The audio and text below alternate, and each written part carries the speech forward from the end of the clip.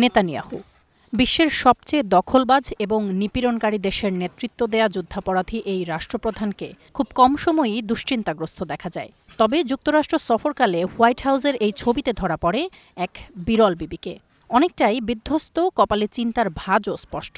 তার এই অবস্থার কারণ গাজার বাইত হানুনে প্রতিরোধে যোদ্ধাদের ভয়ঙ্কর হামলায় তার সেনাদের পরিণতির সংবাদ।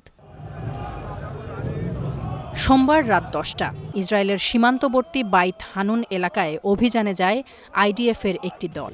রাস্তার পাশে পুঁতে রাখা বোমার বিস্ফোরণ ঘটলে বেশ কয়েকজন সেনা হতাহত হন। এরপর উদ্ধার করতে গেলে তাদের লক্ষ্য করেও হামলা চালায় হামাস।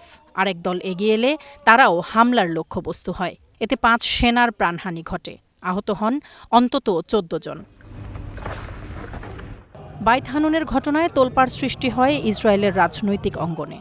মাত্র সপ্তাহ দুয়েক আগে দক্ষিণ গাজায় 7 সেনা প্রাণ হারালে ওই দিনকে খুব কঠিন দিন হিসেবে আখ্যা দেন নেতানিয়াহু।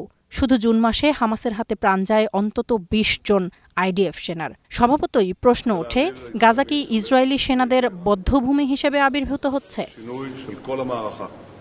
ইসরায়েলের হিসেবে 7 অক্টোবর 2023 হতে এ পর্যন্ত 887 সেনা এবং কর্মকর্তার প্রাণহানি ঘটেছে গাজায়। এর মধ্যে স্থল অভিযানে মারা গেছেন অন্তত 443 জন।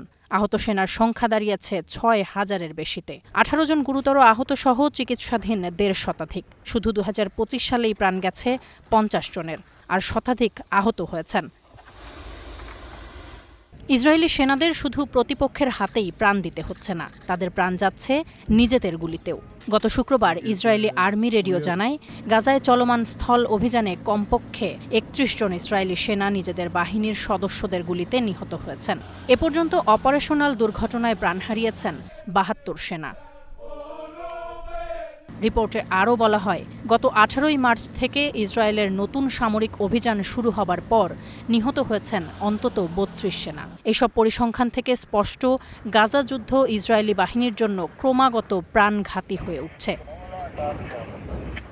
হামাসের গেরিলা কৌশল, সুড়ঙ্গ নির্ভর আক্রমণ এবং বিস্ফোরক পাতা কৌশল ইসরায়েলি সেনাদের জন্য এক প্রকার আতঙ্কের বস্তুতে পরিণত হয়েছে।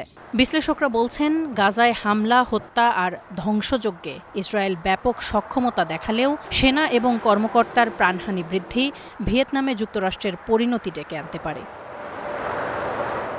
তাসফিয়া তামান্না, স্টার নিউজ।